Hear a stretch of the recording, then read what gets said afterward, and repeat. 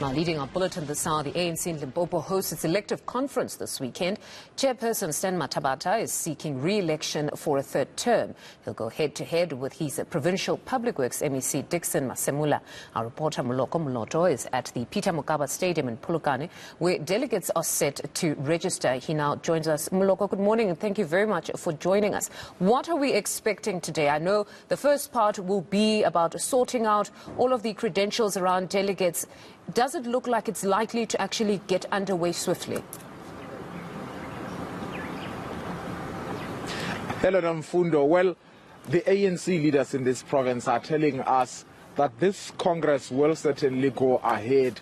However, they are aware, and we are also aware, that there were threats earlier during the days leading to this conference of a possible litigation with some party members unhappy with how the nominations at the branch level had started. However, the ANC in the province is saying that all those disputes that had been launched were decided upon by the National Disciplinary Resolution Committee, and it's all systems go. What is happening today at this point in time is that we are seeing or are going to see the continuation of the registration process of delegates, a total of 1,100 delegates comprising delegates from 501 branches across all the 5 regions of the ANC in the province, but other delegates will come from the structures such as the Provincial Executive Committee as well as the Regional Executive Committee, but also the 3 leagues, the ANC Women's League, the Veterans League, together with the ANC Women's League. But just to give you an understanding here in Mfundo, you have 2 contestants who are gunning for the position of chairperson, the incumbent Stan Mathabatha, who is seeking a 3rd term, and his friend and MEC of Public Works, Dickson Masemula. The 2 men come from one region, Sekhukhune.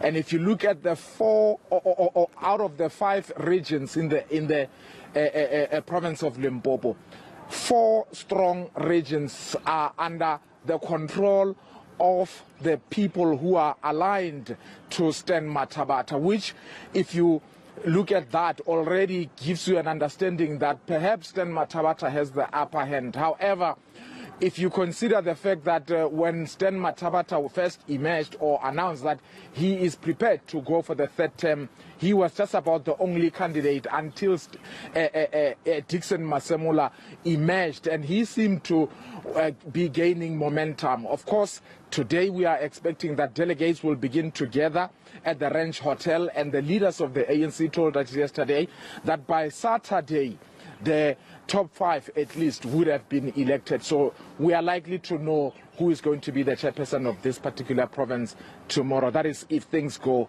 according to their plan. A big if, because we know there have been many delays with the other provincial conferences.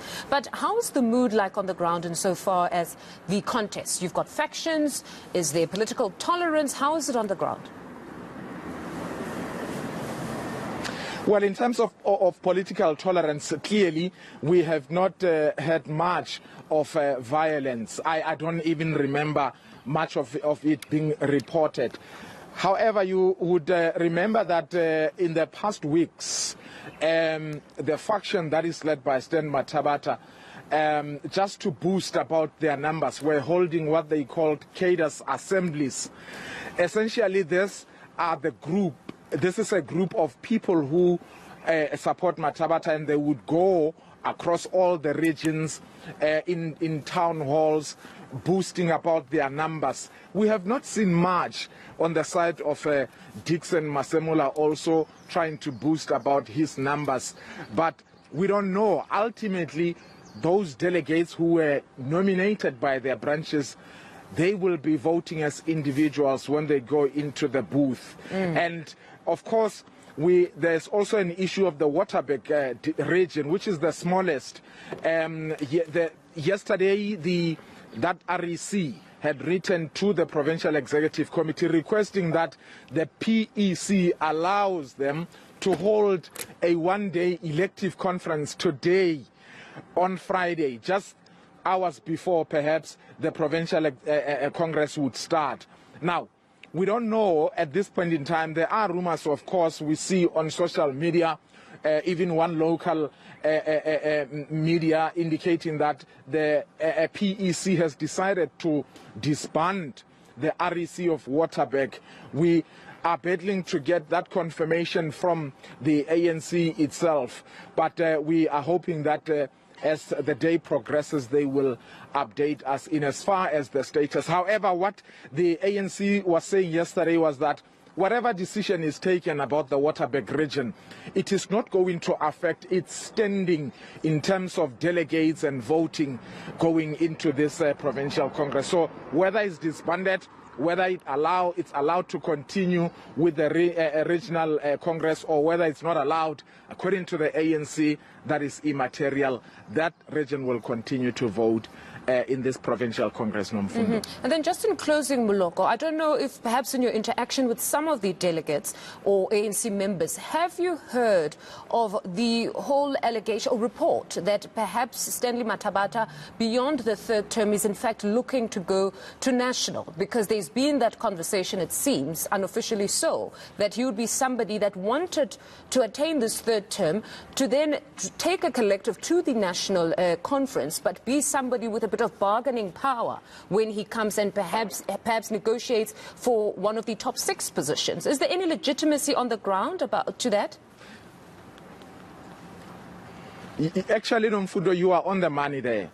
Stan Mathabatha, if elected as the chairperson of the ANC for a third term, he would not be eligible to become premier of Limpopo again.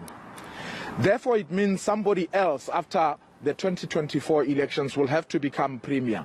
What has been there is that they want him to retain the chairperson position so that he can have bargaining power as the ANC will be going to the national elections in December, so that he can become national chairperson of the ANC. But remember, there are no guarantees that he will be elected the national chairperson of the ANC. So if he doesn't get that one, at least he is still sorted. He still has that power at the provincial level. Now there's the issue of Denim Caesar, who is the treasurer of the ANC in this province. Of course, he has stepped aside following the charges, criminal charges against him. However, remember, he was willing to contest as the secretary of the ANC in the province.